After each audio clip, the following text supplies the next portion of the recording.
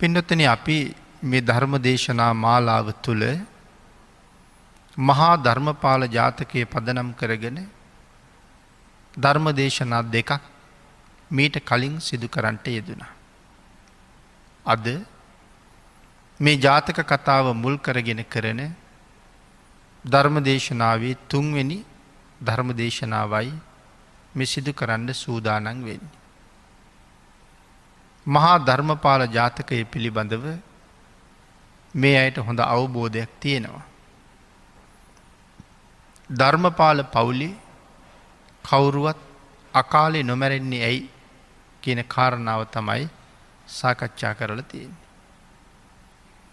දිසාපාමුක් ආචාර්යවරයා ධර්මපාල පවුලේ ධර්මපාල පුතා ගුරු ගෙදරදී හදිසියේ මරණයට පත් වුණා කියලා ධර්මපාලතුමාට ඇවිල්ලා බොරුවක් කීවා.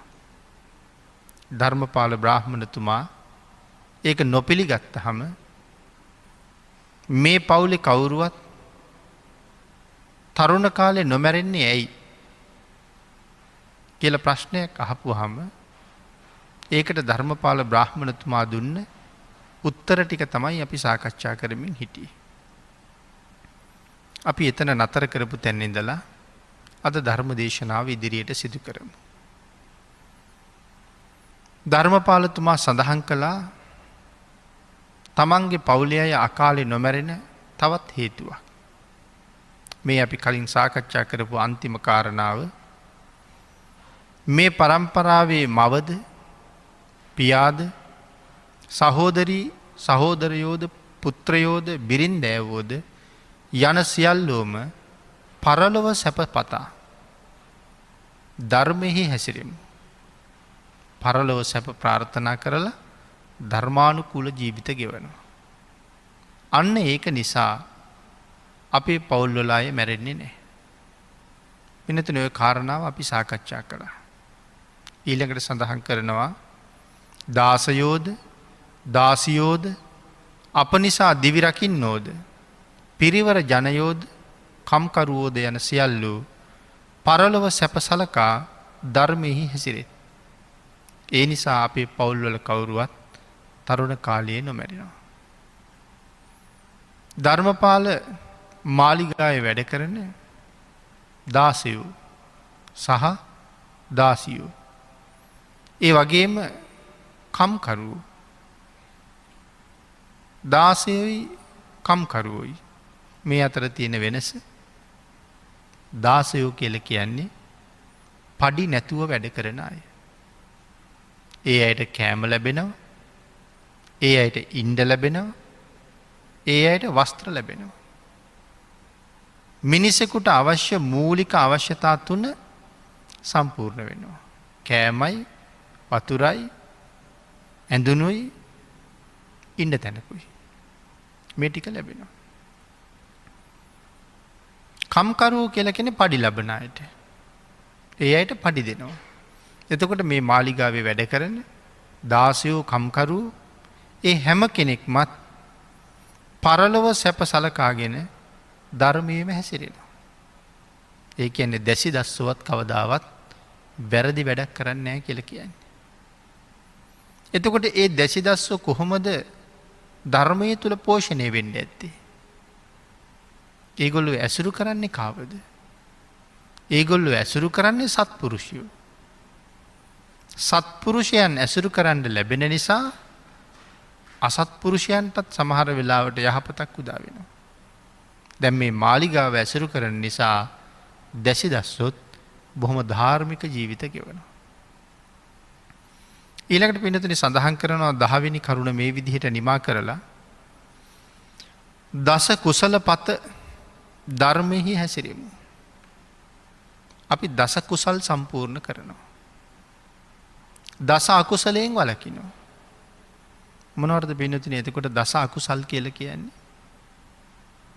දස අකුසල් කියලා අපි කියන්නේ කයෙන් කරන වැරදි 3යි, වචනයෙන් කරන වැරදි 4යි, හිතින් කරන වැරදි 3යි.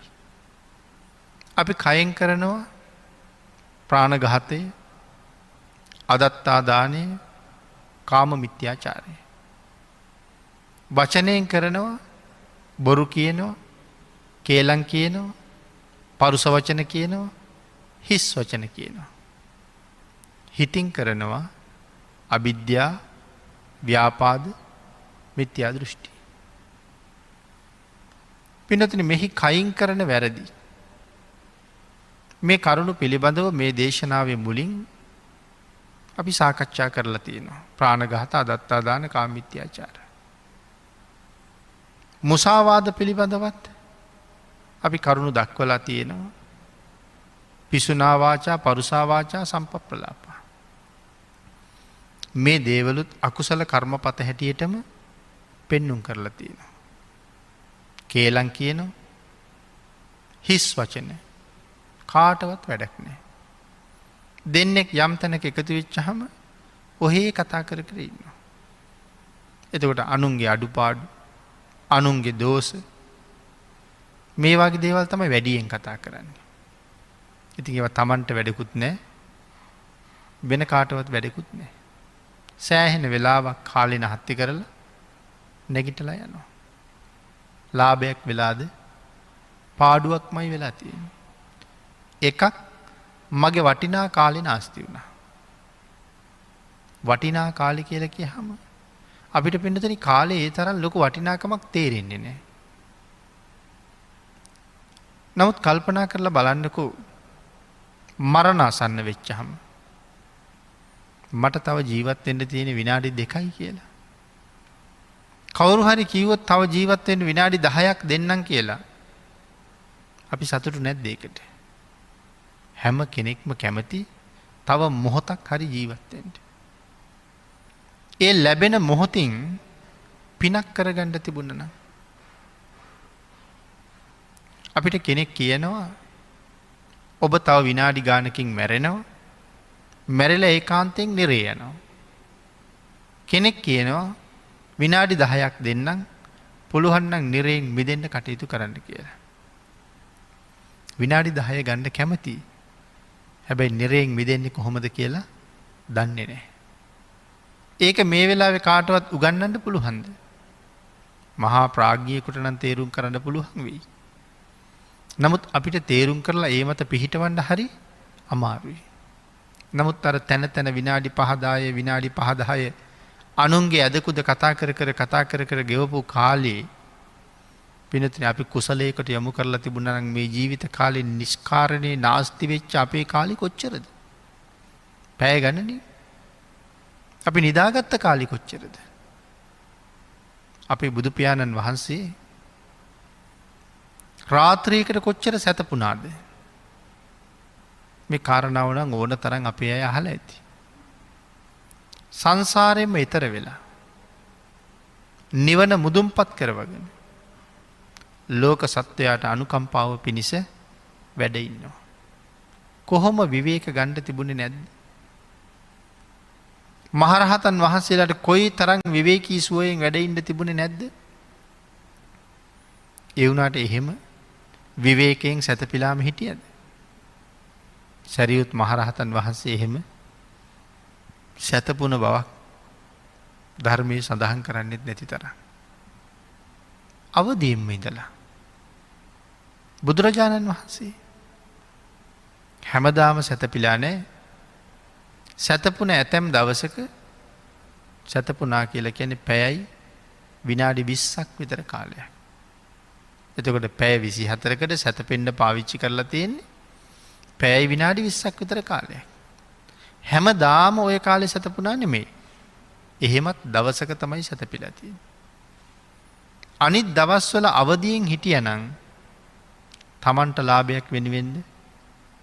නෑ, අපි වෙනුවෙන්මයි. එතකොට අපේ නිවන ගැන අපිට වඩා බුදුරජාණන් වහන්සේ මහන්සි වෙන බව අපිට පේනවා. භාග්‍යතුන් වහන්සේ අපි වෙනුවෙන් ඒ තරම් නිදිවර්ජිතව වැඩ ඉන්නකොට අපි අපෙන් අහන්න ඕනේ ප්‍රශ්නේ මොකක්ද කියලා මම නිතරම මතක් කරන්නේ. තාම මේ නිවන් මගට එළඹිලත් නැතුව මොන හේතුවක් නිසා පැය 8ක් 10ක් දවසකට අපි නිදා ගන්නවද කියලා. කොච්චර පාඩු දේ කාලේ. එහෙමත් නිදාගෙන අරවිදිහටත් නිස්කාරණය කාලේ නාස්ති කරලා ඔය නිදාගත්ත වැඩිපුර කාලේ නාස්ති කරපු කාලේ ඔක්කොම එකතු කරලා මගේ ජීවිත කාලින් ගලපලා බලන්න.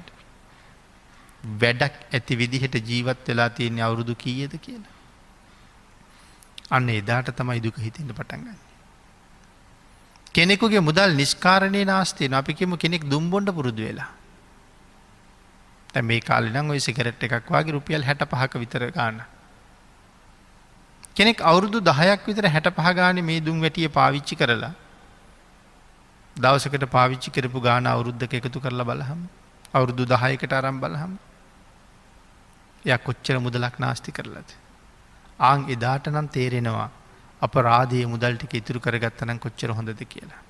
අන්න ඒ වාගේ තමයි නිස්කාරණයේ ගෙවිච්ච ජීවිතේ නිකරුණේ ගත වෙච්ච කාලෙන් ප්‍රයෝජන ගත්තා නම් කොච්චර හොඳද කියලා හිතෙන කාලයක් එනවා. හැබැයි එදාට ඒක සිතවිල්ලක් මිසක් අපිට ඒ වෙනුවෙන් කරන්න කිසිම දෙයක් නැහැ.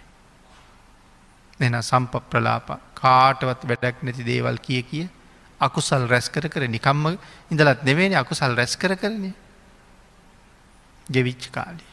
පරුස වචන මොනවද මේ පරුසා වාචා වේරමණී? මෙතන හරි ගැඹුරු කාරණා ගොඩක් කියනවා.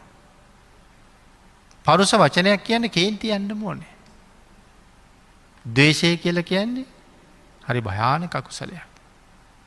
බැරි වෙලාවත් කෙනෙක් ද්වේෂයෙන් ඉන්න වෙලාවක මැරුණොත් එහෙම කොහොම ඉපදිනව කියලාද කියන්නේ? නිරේ. එක්ක යකෙක් වෙලා සතර පායේ තමයි උපදින්නේ. එක්ක මහ නිරේ නැත්තම් යකෙක් වෙලා ඉපදෙනවා කියනවා. එහෙම නැත්තම් ওই නයි පොළොංගු විස සහිත සත්තු වෙලා ඉපදෙන්නේ මේ ද්වේෂ සහගතව මැරුණාය කියලායි සඳහන් කරන්නේ.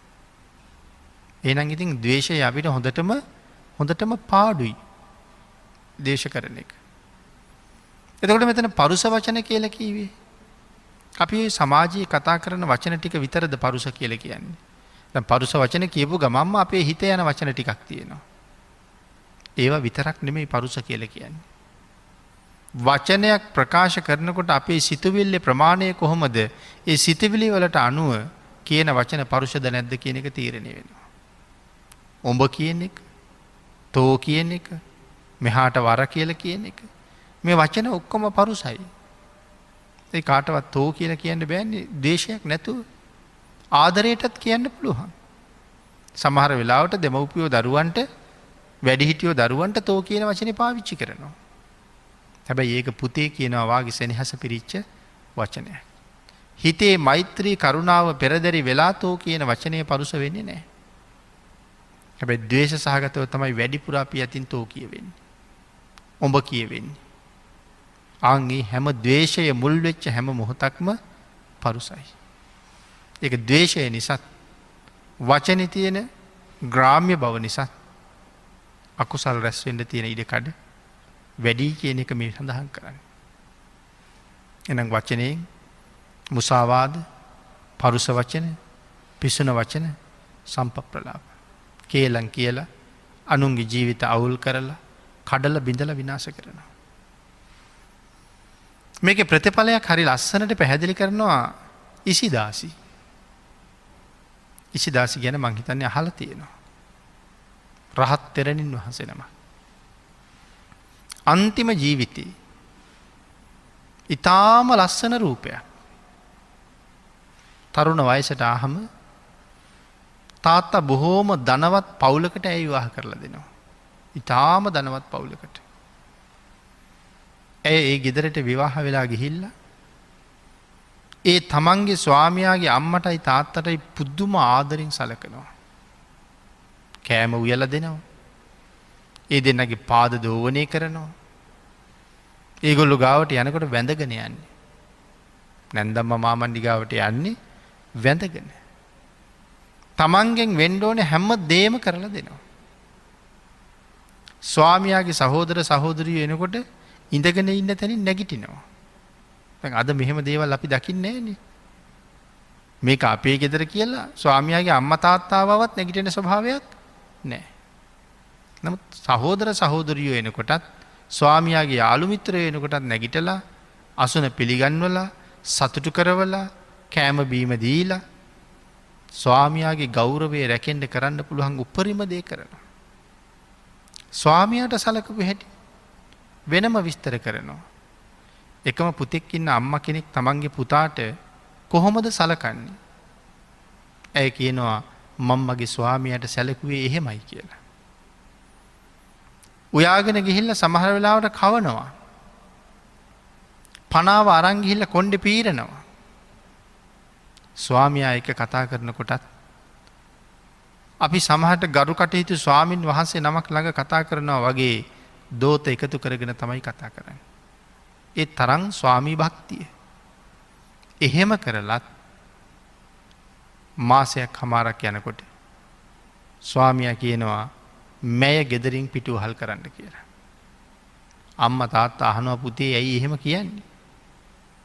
මේ ඉසිදාසි මොන තරම් ගුණවත්ද? ඔබට කොයි තරම් ආදරේද අපිට කොයි තරම් ආදරේද? ඒ හින්දා ඇයට එහෙම කියන්න එපා. ස්වාමියා කියනවා එහෙනම් ඕගොල්ලන්ට හොඳ නම් තියාගන්න. හැබැයි මම ගෙදරින් යනවා. මව්පියන්ට පුතා වටින නිසා ඉසිදාසිට යන්න කියනවා. ඊට පස්සේ ගෙදර යනවා. දැන් විවාහයේ ඇරිලා ගෙදර ආපු මේ දුව තියාගෙන තාත්තා කොයි තරම් කනස්සල්ලකට පත් වෙනවද? අර තරම්ම ධනෙ නැති තවත් සිටු පවුලකට ඇය විවාහ කරලා දෙනවා. එතනත් බොහොම කෙටි කාලයයි ඉන්න වෙන්නේ. අර විදිහටම සලකලා එතනිනුත් යන්න කියනවා. අන්තිමට මේ තාත්තා පාර යන යාචකයෙකුට දුව දෙනවා. යාචකයා ගෙන්නලා එයාගේ වැරහැලි ඇඳුම් ගලවලා හිඟමනේ ගියපු භාජන ටික පැත්තක අරන් තියලා අලුත් ඇඳුම් අන්දලා වටිනා ආභරණ පලන්දලා මේ ගෙදර බෑන කරගන්නවා. මේ සිටු පවුලක මේ තැනට එන්න මොන තරම් ලාභයක්ද ඔහුට? ටික දවසයි ජීවත් වෙන්නේ. ජීවත් වෙලා මාමණ්ඩිට කියනවා මට මේ ගෙදරින් යන්න ඕනේ. කරුණා කරලා මගේ පරණ ඇඳුම් ටිකයි මගේ හිඟමන් උපකරණ ටිකයි දෙන්න. ඔබේ ඇඳුම් ආභරණ තියාගන්න. මට බෑ මෑත් එක්ක ජීවත් වෙන්න. මෙහෙම මහා කරදර රාශියකට මුහුණ පානවා. අන්තිමට ඇය තීරණය කරනවා මං සියදිවි හානි කරගන්නවා කියලා.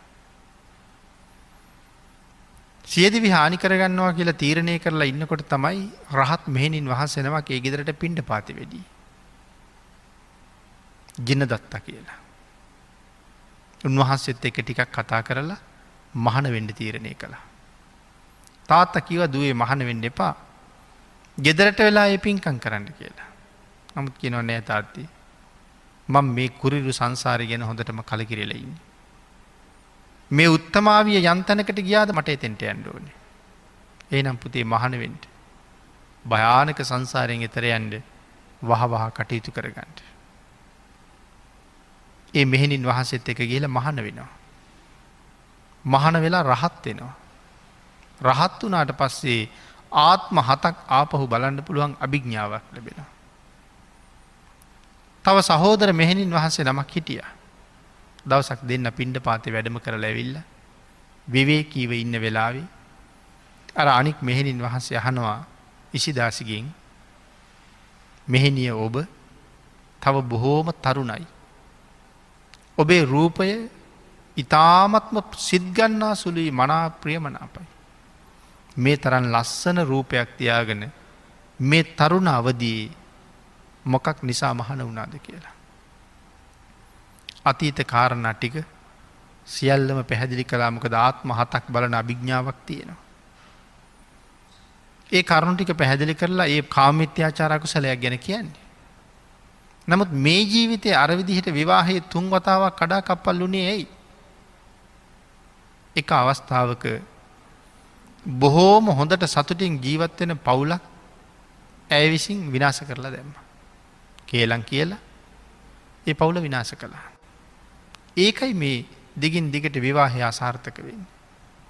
දැන් බලන්න කේලමක් කියන්නේ ගිහිල්ලා වෙලා තියෙන දේ. එතකොට ඔය වාගේ කොයිතරම් දේවල් කෙරෙනවද? දස අකුසල කර්මපත.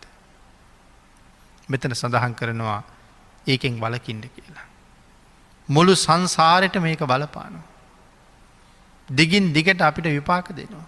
අපි එක පාරක් වරදක් කරහම අපිටත් එක පාරක් විපාක දීලා නවතිනවන කමක් නෑ.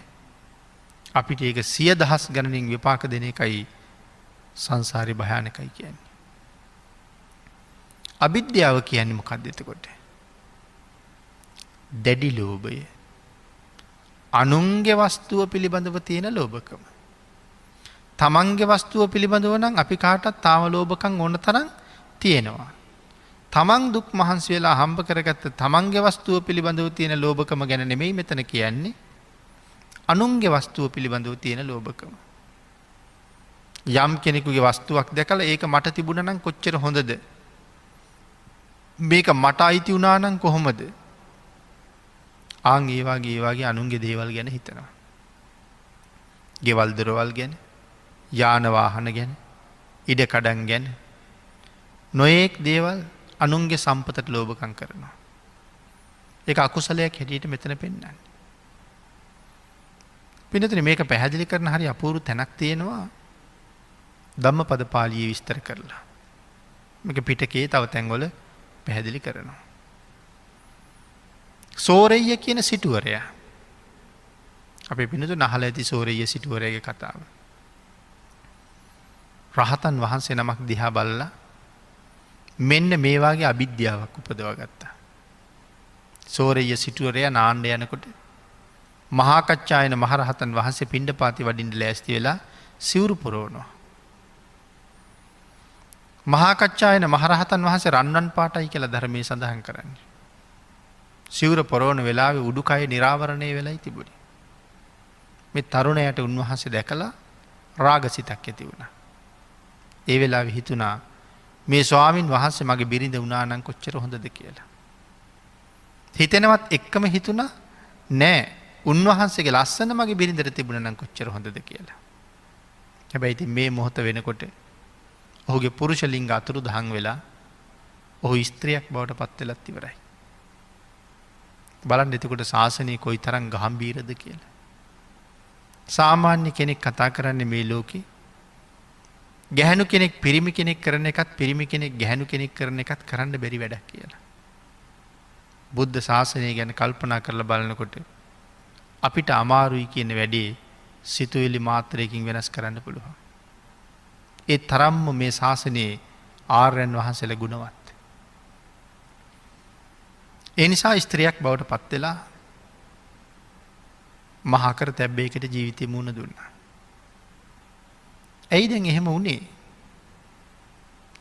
රහතන් වහන්සේ සතුව තිබිච්ච ඒ ලස්සන තමන්ගේ බිරිඳට තිබුණා නම් කියලා හොඳයි කියලා හිතපු අවිද්‍යාසිත. එතකොට සෝරෙය්‍ය කියලා කියන්නේ පින් නැති කෙනෙක්ද? මහා පුණ්‍යවන්තයෙක්. අන්තිමට සෝරෙය්‍යට මොකද වෙන්නේ? අන්තිමට සෝරෙය්‍ය රහත් වෙනවා. මහා කච්චායන මහරහතන් වහන්සේගෙන් සමාව ගත්තට පස්සේ ආයි පිරිමියෙක් වෙනවා. ඉතින් මං කිව්වා හැලහැප්පීම් ගොඩක් වුණා කියලා. අර සිතුවිල්ල ඇති වෙන කාලේ Tamanට බිරිඳක් ඉඳලා තියෙනවනේ. ඒකනේ හිතුවේ මගේ බිරිඳට ඒ ලස්සන තිබුණා නම් කියලා.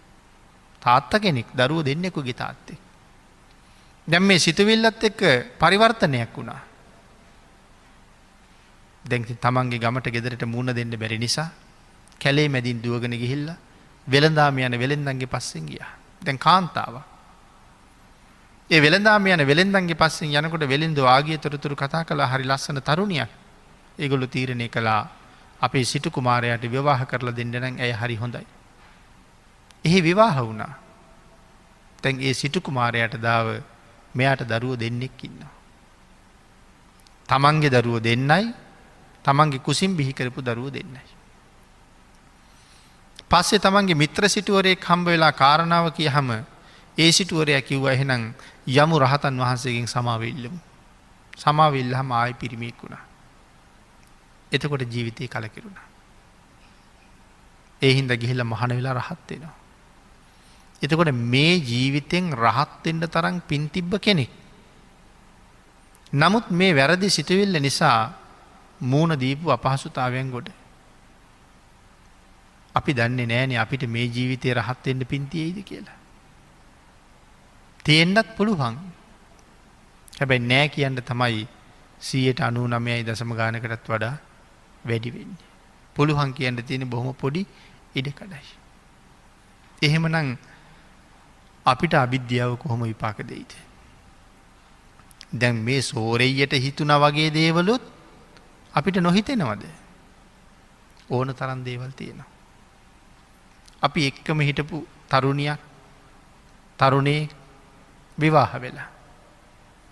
අලුතෙන් විවාහ වෙලා ඒගොල්ලෝ ගමන් බිමන් යනවා දැක්කහම ඒගොල්ලෝ වෙන වෙන කටයුතු වල යෙදිලා ඉන්නවා. එක්ක නාගෙන එනවා, නැත්තම් ගමනක් යනවා. එහෙම නැත්තම් සතුටින් වෙන ක්‍රියාවක යෙදිලා ඉන්නවා. දැන් එහෙම දැක්කහම යම් පිරිසක් කතා කරන්න පුළුවන් ඇය මට හිටියනම්, ඔහු මගේ වුණා නම් මේ සිතවිල්ලත් එක්ක මොකක්ද දෙන්නේ? අවිද්‍යාව. ආන්ගේ අකුසලය අපිට සසර කොහොම විපාක දෙයිද? ආන් ඒ නිසා අවිද්‍යාව මේ දස අකුසල කර්මපතවලට එකතු වෙලා තියෙන එකයි. අන් සතු වස්තුව පිළිබඳව ලෝභ කරන එක. ව්‍යාපාදේ කියන්නේ ද්වේෂය, මිත්‍යා දෘෂ්ටිය කියලා කියන්නේ සම්මා දිට්ඨියෙන් බැහැරවීම. ආනන්තරීය පාප කර්මයටත් වඩා යම් භයානක අකුසල කර්මයක් මේ ලෝකේ තියෙනවා නම් ඒක මොකක්ද කියලා භාග්‍යතුන් වහන්සේ පැහැදිලි කළේ ඒ මිත්‍යා දෘෂ්ටියයි. එහෙනම් හිතින් කරන වැරදි අවිද්‍යාව, ව්‍යාපාද, මිත්‍යා දෘෂ්ටි. මේ දස අකුසල කර්මපතයන්ගෙන් බැහැර වෙන්න කියලා භාග්‍යතුන් වහන්සේ නිරන්තරයෙන් දේශනා කළේ. දැන් මේ ධර්මපාල බ්‍රාහ්මණතුමා දිසාපාමොක් ආචාර්යවරයාට සඳහන් කරනවා අපේ පවුල් වල අය දස අකුසල කර්මපතයන්ගෙන් මිදලා හැම වෙලාවෙම දස කුසල කර්ම රැස් කරමින් ජීවත් වෙනවා. දස කුසල්ම සිද්ධ කරනවා. මේ කතා කරපු සිතින් කයින් වචනයෙන් කරන වැරදි 10න් අත මිදෙනවා නම් ඒක දස කුසලයක් සාමාන්‍ය විදිහට. තවත් දස කුසල් මොනවද කියලා තවත් පැහැදිලි කරනවා. තව තැනක. දාන, සීල, භාවනා. දස කුසල් වලටයි අයිති වෙන්නේ. පත්ති පත්තානුමෝදනා. පින් කරනවා, පින් අනුමෝදන් කරනවා. පිදිය යුත්තම් පුදනවා.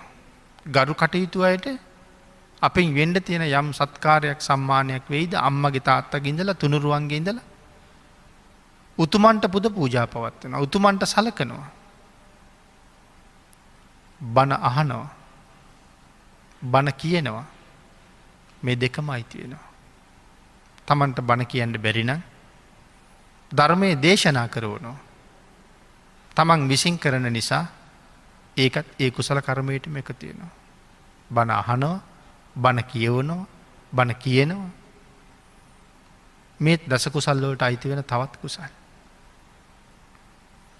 මේ ආදි වශයෙන් මහ පිංකම් ජීවිතවල නිරන්තරයෙන් සම්පූර්ණ කරගන්න නිසා අපේ පවුල් වල අය අකාලේ මැරෙන්නේ නැහැ කියලා සඳහන් කරනවා.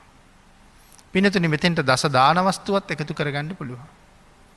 මෙසෙන්ට දස පුණ්‍ය ක්‍රියාවත් එකතු කරගන්න පුළුවන්. ඒ කාරණත් වෙනම මෙතන පැහැදිලි කරන්න කියලා විස්තර කරලා සඳහන් කරනවා. බොරු කියන තැනැත්තාට නොකළ හැකි පාපයක් නැහැ.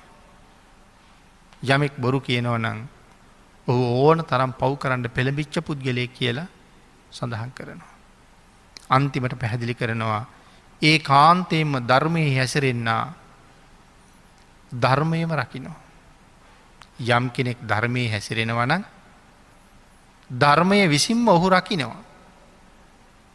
දැන් සාමාන්‍යයෙන් මේ කාලේ අපිට අහන්න ලැබෙන්නේ ධර්මයේ හැසිරෙන්නා ධර්මයේ විසින් රැකෙයි කියලා. ඒක නිකන් හරියට නිකන් අවිනිශ්චිතයි වාගේ. ධර්මයේ හැසිරෙන්නා ධර්මයේ විසින් රැකෙයි. එහෙම නෙමෙයි ධර්මයට අනුව කතා කරන්න ඕනේ. ධර්මයේ හැසිරෙන්නා අතිශය ඒකාන්තයෙන්ම ධර්මයේ විසින් රකි. අතිශය ඒකාන්තයෙන්ම රකිනවා. ධර්මයේ හැසිරෙන කෙනා. ඒකට උපමාවක් පෙන්නනවා මේ විදිහට. මහ වැස්සක් වහිනවා. ගමනක් යන්න උවමනාවක් තියෙනවා. වැස්ස හින්දා යන්න බෑ. නමුත් ඒ පුද්ගලයා අතේ ලොකු කුඩයක් තියෙනවා. වැස්සට විරුද්ධව කුඩේ පාවිච්චි කරන්න ඔහුට පුළුවන්කම තියෙනවා. ආන් ඒවාගේ අපි මේ ලෝක ජීවත් වෙනකොට බොහෝ කරදර කම්කටලුවට මූුණ පානවා.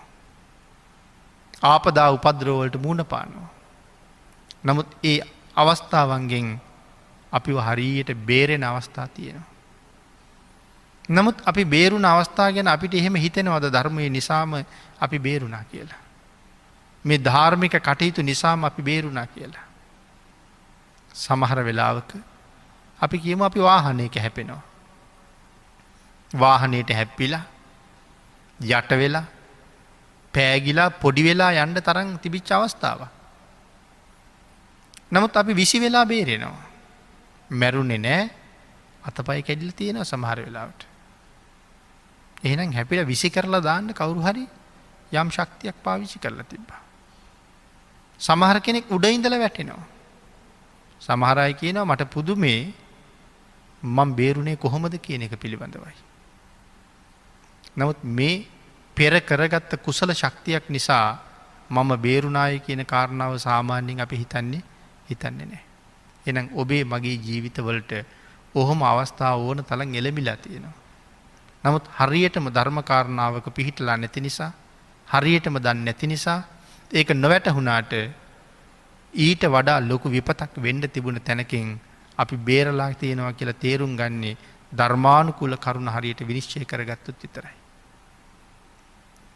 මැරෙන්න ඕන තරම් අවස්ථා එළඹිලා. නමුත් තාම නොමැරුණේ අපිව බේරන්න වෙනම ශක්තියක් තිබුණ නිසා. එහෙනම් ධර්මයේ හැසිරෙන්න ධර්මයේ රැකේ නෙමේ ධර්මයේ හැසිරෙන්න අතිශය ඒකාන්තයෙන්ම ධර්මයෙන් රකි. මෙතන ධර්මපාල බ්‍රාහ්මණතුමා සඳහන් කරනවා අපි ධර්මය රකින්නවා. පිනතුනි මේ වචනේත් හරි ගැඹුරුයි. අපි ධර්මය රකින්නවා. අපි ධර්මය රකින්නවා කියලා කියහම අපි ඒකාන්තයෙන් බුදුරජාණන් වහන්සේට කීකරුයි. ඒකයි අපි ධර්මය රකින්නවා කියලා කියන්නේ. විශ්වයේ තියෙනවා යම් නීතියක් විශ්වයට අයත් කිසි වස්තුවක් විනාශ කරන්න එපා කියලා. විශේෂයෙන් අපි ප්‍රාණඝාතය ගැන කිව්වොත් මමත් මේ විශ්වයට අයිති මදුරුවත් මේ විශ්වයට අයිති එළුවත් හරකත් මේ විශ්වයට අයිති. එතකොට අපි විසින් මේ ස්වභාව ධර්මයේ භුක්ති විඳින්න ජීවත් වෙන්න ඉපදිච්ච ඒ තව කෙනෙක් මරලා දානවා කියලා කියන්නේ ස්වභාව ධර්මයට අයිති කෙනෙක් අපි ඉතින් විනාශ කරලා. ස්වභාව ධර්මයට අයිති අය තව කෙනෙක් විනාශ කරලා දාහම එයාට මේ ලෝකෙ දරුණු දඬුවම් වලට මුහුණ පාන්න වෙනවා. මේ ලෝකෙත් වෙනවා ditta ධම්ම වේදිනිය වශයෙන් යම් ප්‍රමාණයක් පළ දීලා මැරුණට පස්සේ ඒක දිගින් දිගට ආත්ම 100 ගණන් කෝටි ගණන් වල පළ දෙනවා. එතකොට දැන් මෙහෙම ශික්ෂාපදයක් මේ ස්වභාව ධර්මයාගාව තියෙනවා කියලා අපි කවදාවත් දැනගෙන හිටියද? කවුද මේක අපිට කියලා දුන්නේ? බුදුරජාණන් වහන්සේ. මේ පන්සිල් පද පහට කියන්නේ මොනවා කියලාද? මෙවට කියන්නේ පින්නතනේ ලෝකවද්‍ය ශික්ෂාපද කියලා.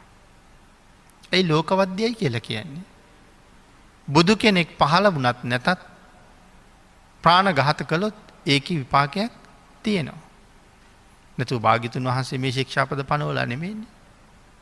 භාග්‍යතුන් වහන්සේ පනවපු ශික්ෂාපද කොටසකුත් තියෙනවා. ඒවට මොනවද කියන්නේ? ඒවට කියන්නේ ප්‍රඥප්ති වද්‍යයි කියලා. අටසිල් ගැන කතා කරනකොට පන්සිල් වලින් පස්සේ තව ශික්ෂාපද 3ක් තියෙනවා. ඒ 3 ප්‍රඥප්ති වද්‍යයි.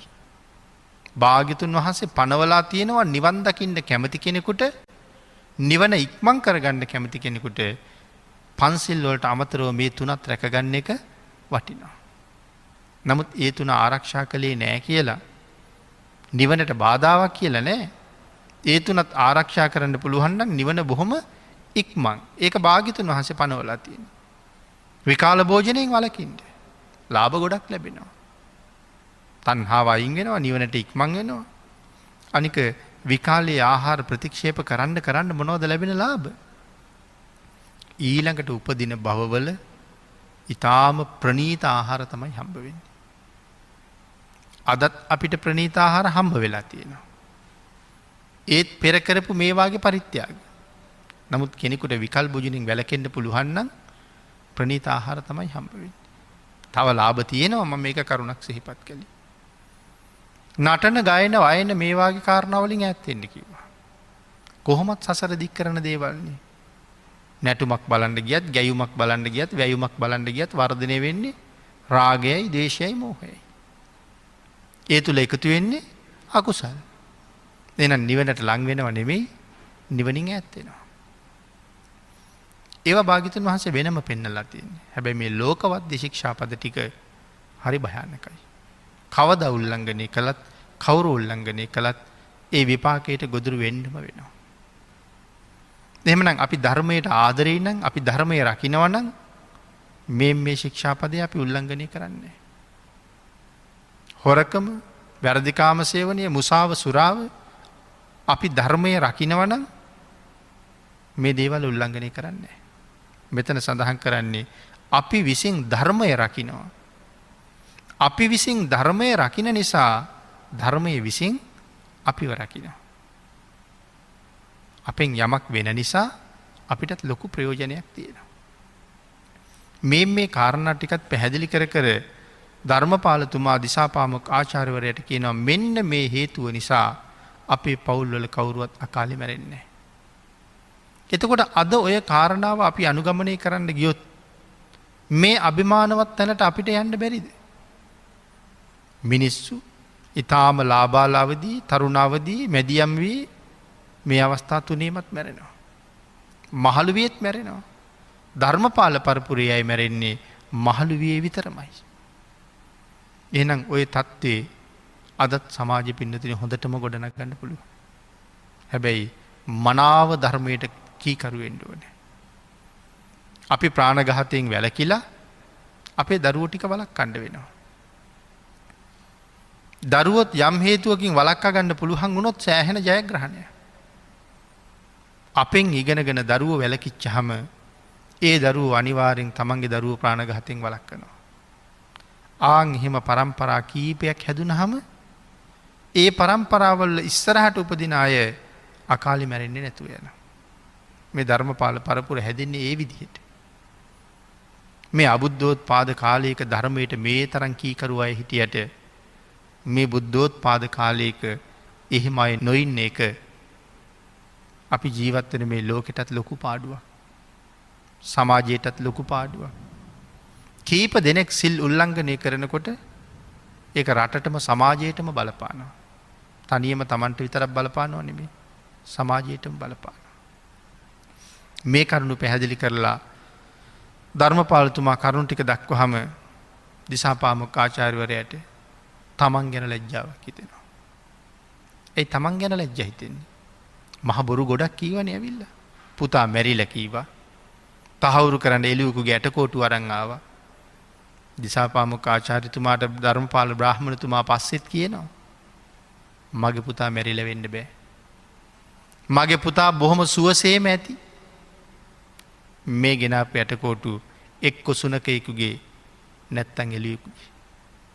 සමාව ඉල්ලුවායි මේ තරම් ධර්මානුකූල පුද්ගලයෙක් ළඟ මං විසින් මහ බොරු ගොඩක් ඇද බෑවා. මට සමාවෙන්න.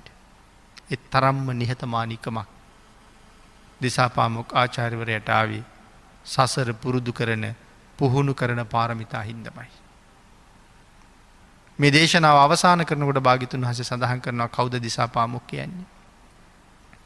දිසාපාමොක් කියලා කියන්නේ සුද්ධෝදන මහරජුරවන්ට කියනවා මහරජතුමනි එදා දිසාපාමොක් ආචාර්යවරයා මෙදා මේ සාරිපුත්තයන්මයි. මහරජතුමනි එදා ධර්මපාල බ්‍රාහ්මණ වෙලා ධර්මපාල කුමාරයා මැරුණ කියනකොට hina වෙවි ඒ මරණය ප්‍රතික්ෂේප කළේ වෙන කවුරුවත් නෙමෙයි මෙදා මගේ පිය මහරජාණන්මයි. එදා ධර්මපාල බ්‍රාහ්මණ මෙදා සුද්ධෝදන මහරජුරුවමයි.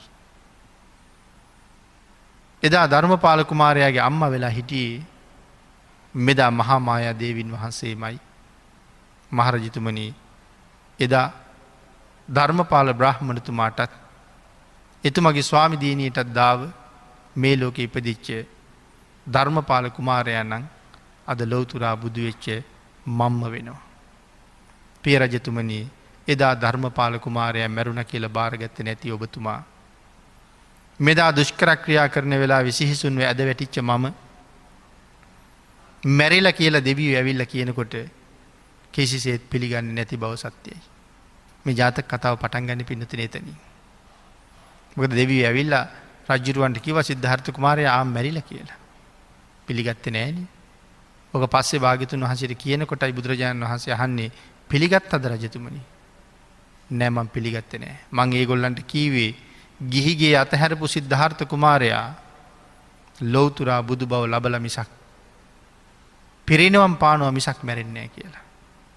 ඔය කතාවෙන්න කියන්නේ අද සුද්දෝදන මහරජ්ජුරු ඒක පිළිගන්න නැති බව සත්‍යයි ධර්මපාල අවදීවත් මම මැරුණ කෙනෙකුට ඔබ පිළිගත්තනය කියලා. එහෙනම් මේ බෝසත් පරපුර අපූරුවට පාරමිතා පූරණය කරලා තියෙන බව නැවත මනාව පැහැදිලි කරනවා. මොකද බුදුවෙන පුතෙකුට උපත දෙන්න සුද්දෝදන මහරජ්ජුරු මහාකල්ප ලක්ෂයක් පෙරුම් පිරුවා. ධර්මපාල බ්‍රාහ්මණ වෙන්නේ එහෙම පූරණය කරගෙන එන කාලි. මහාමායා දේවින් වහන්සේත් මහාකල්ප ලක්ෂයක් පෙරුම් පිරුව බුදුවෙන පුතෙක් උපද්දවන්ට. එන පිනොදන අපිටත් අද අපූරු ප්‍රාර්ථනා පාරමිතා ගොුණු කරලා මේ ලැබිච්ච ශ්‍රේෂ්ඨ සම්මා සම්බුද්ධ ශාසනයෙන් අත්තිවාසනාවන්ත ඔබේ මනුස්ස ජීවිතයට කරන්න පුළුවන් උතුම්ම සාධර්මය සම්පූර්ණ කරන්න තියෙන හොඳම අවස්ථාව තමයි ලැබිල තියෙන්නේ.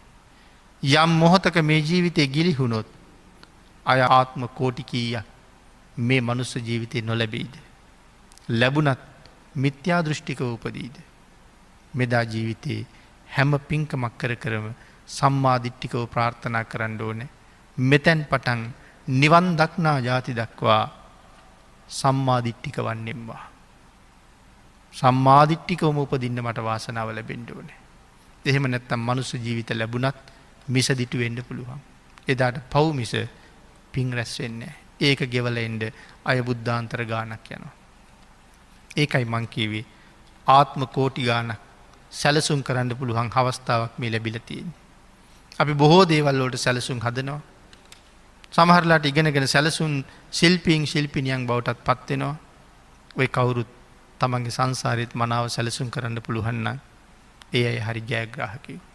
එතෙන්ට යන්ඩ ලොකු කුඩා ඔබ සියලු දෙනාටම තුනුරුවන්ගේ ආශිරුවාදයෙන් ශක්තිය දහිරිය භාග්‍ය වාසනාව උදාවේවා කියලා ආශිර්වාද කරනවා.